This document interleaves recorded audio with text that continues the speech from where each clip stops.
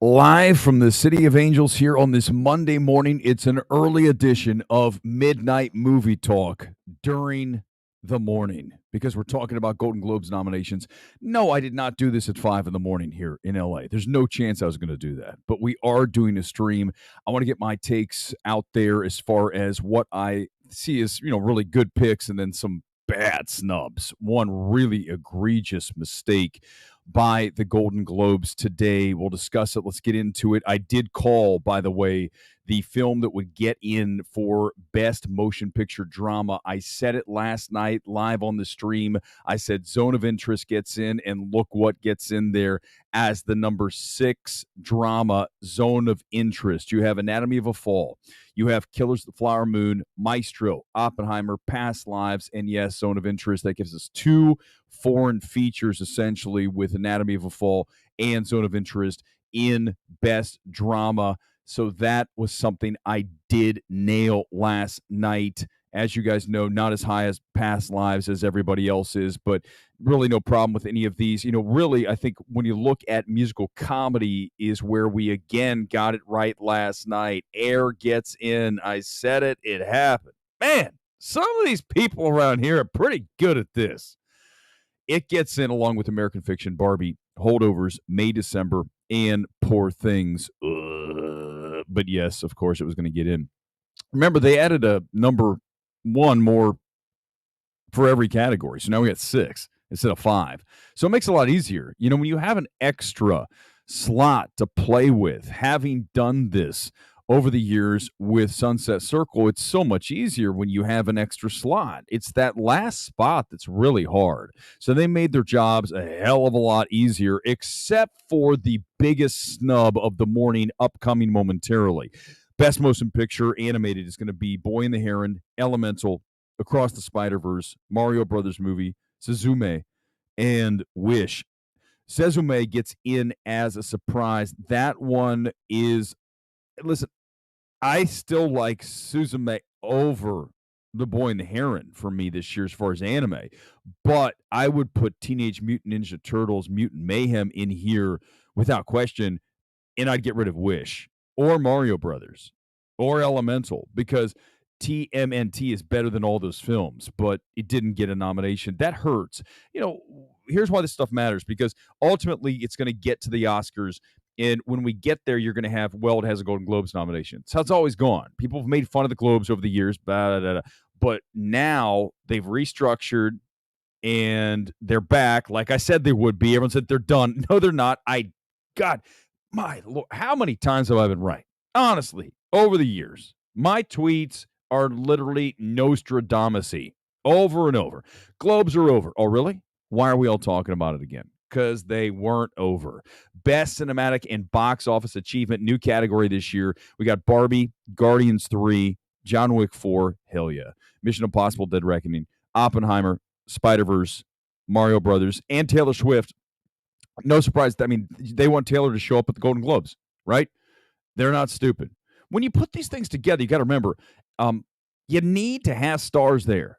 That's what makes people want to watch the show. So if Taylor Swift is at the Globes, not with Kelsey because he's playing, the season's still going on when this is happening. Chiefs are obviously one of the best teams in football. He won't be there unless, no, they don't have a bye week then. But Taylor will be there. That's why you get her in there. Best Motion Picture, this is the international feature / old foreign language. Anatomy of a Fall will not be nominated for Oscar in this category because France did not submit it. They chose The Taste of Things, which, by the way, did not get a nomination here. So that is really showing France a thing or two. By the way, you could pick another movie, but we're just going to disregard it and go with the one we think is better. Still haven't seen the Hunger film, the Taste of Things. But listen, Anatomy of a Fall is one of the best films of the year, so it deserves to be here. Fallen Leaves I've seen. I like a lot. That gets in.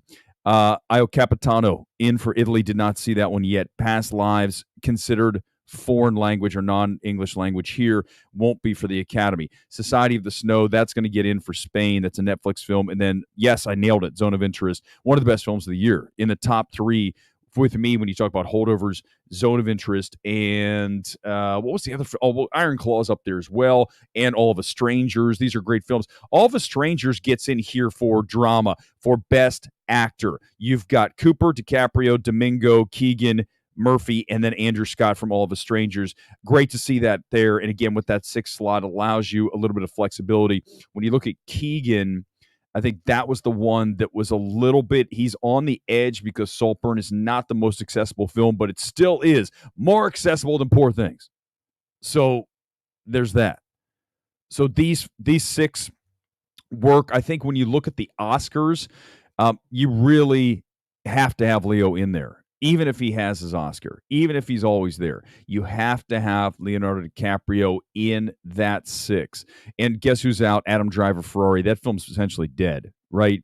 Poor Neon. They have a dead film on their hands as they get ready to hit multiplexes because they really wanted the nominations. You want that for a film that is an awards film, that it was meant to be an awards film. It's not going to be. Not by this morning's standards when it's nowhere from what I can see. I'm going to get to everything here in a second. When I looked at it quick, I don't remember seeing Ferrari anywhere. This is pretty much my reaction as I wake up today going, okay, what happened here? Best performance by an actress in a motion picture. This is drama. Annette Bening in Naiad. Gladstone's going to win Oscar for Killers of the Flower Moon. That's done. It's over. She wins. Sandra Huller in for Anatomy of a Fall. Greta Lee, Past Lives. That's the one I would leave out for sure. I do like seeing Mulligan's in. I still haven't seen Maestro. You guys know I'm anti-Netflix. And then you have Kaylee Spaney. Good for her. In for Priscilla. Like Priscilla a lot. You know, it's not a film maybe I have it in my top 5 or 10. It'd probably be maybe at the bottom of 10. It's a very strong film. And I like that it has, for me, very outstanding use of music in film, even though there's no Elvis songs. The use of music by Coppola in that film, oh man, just absolutely stellar stuff. Okay, best performance by an actress in a musical or comedy. You've got Fantasia for The Color Purple, which did not land in comedy or musical. That hurts that film tremendously. Had a chance to see it this past week, couldn't get on the lot, too busy. It was packed. I turned around. I'll see The Color Purple when it comes out, but this is a loser today. No question, The Color Purple, other than Fantasia, I believe also in supporting. But that's it. Jennifer Lawrence, No Hard Feelings, best part of that film, no question. Natalie Portman, May December, and Fallen Leaves, the actress, is it Alma? I'm going to try to say this. It's one of these Finnish names, right? Poiski. I know that's not right, but she's very good in Fallen Leaves. I love seeing that. It's like this random pick, but yet if you've seen the film, it's like, yep, cool. I like it. Margot Robbie, of course, and then Emma Stone. I mean, duh, because Poor Things is the best movie ever made. And then we go to actor or in a motion picture musical comedy. We have Nicolas Cage, Dream Scenario. We have Chalamet, Wonka, Damon Air. We nailed that. Giamatti, Holdovers. Joaquin Phoenix for Beau is Afraid. I missed that the first time I looked through this. I mean, yes, in a terrible movie. So you got here's what we have. We have Joaquin Phoenix in Beau is Afraid and Emma Stone in Poor Things. 2 strong performances in terrible movies. So congratulations to both Joaquin and Emma for making it into the Golden Globes in terrible films, good performances in atrocious cinema. And then we have Jeffrey Wright for American Fiction. Best supporting role for an actor goes to Defoe, Poor Things, De Niro, Killers of the Flower Moon, Downey Jr., who's going to win this, Oppenheimer, he'll win Oscar, Gosling, Barbie, Melton, May, December, and then Ruffalo, Poor Things. Really a Razzie performance as that film drags on. I mean, it's bad. Honestly, I don't know what he's doing in this movie. I mean, at first, it's like, okay, I get it. It's kind of funny. And then it's like out of control. It's honestly, he is the dude from Room. That is who Mark Ruffalo is in Poor Things. At the end of this film, as it wears on and on, Poor Things, he turns into dude from Room. That's how bad Ruffalo is. It's embarrassing. Best performance by an actress in a supporting role goes to Blunt, Oppenheimer, Danielle Brooks, Color Purple, Jodie Foster, of course, we knew she'd get in for Naiad, Julianne Moore, May, December, Rosamund Pike, Saltburn. You know, a lot of people were raving about that performance, and then I saw the film and I go, it's fine. It's not, it's fine. I don't have a problem. But thank goodness they got Divine Joy Randolph in here because she is really great in The Holdovers. She should win this. Best director will go to Cooper, Gerwig, Lanthimos, Nolan, Scorsese, and Song for Past Lives. No surprises there. Those are pretty much your top six, even though here's the thing. I don't have a problem with Celine Song and Past Lives here. I think that's the strength of that film, the direction, not the screenplay. The direction of Past Lives is the strength of that film. And then we go to screenplay. This is where we have the biggest snub of the morning. You guys ready for something? If you missed, you're going to laugh. You're going to lose it. Here we go. We have Barbie, Poor Things, Oppenheimer, Killers of the Flower Moon, Past Lives, and Anatomy of a Fall. And wait a second. Let me make this bigger. Let me hold on. 1, 2. There's got to be a mistake here. Where's the Holdovers? Where's the whole? Where the? You picked Poor Things over the Holdovers? This is bad. Like, this is the kind of thing that you just say, I'm done. We're going to fold the organization up at this point. You need to resign. Whoever came up with these 6 screenplays and left the Holdovers out, you, my friend, are over. Like, you can't have it happen. If you're heading this organization, you have to go, listen, this isn't going to happen. I got to step in here.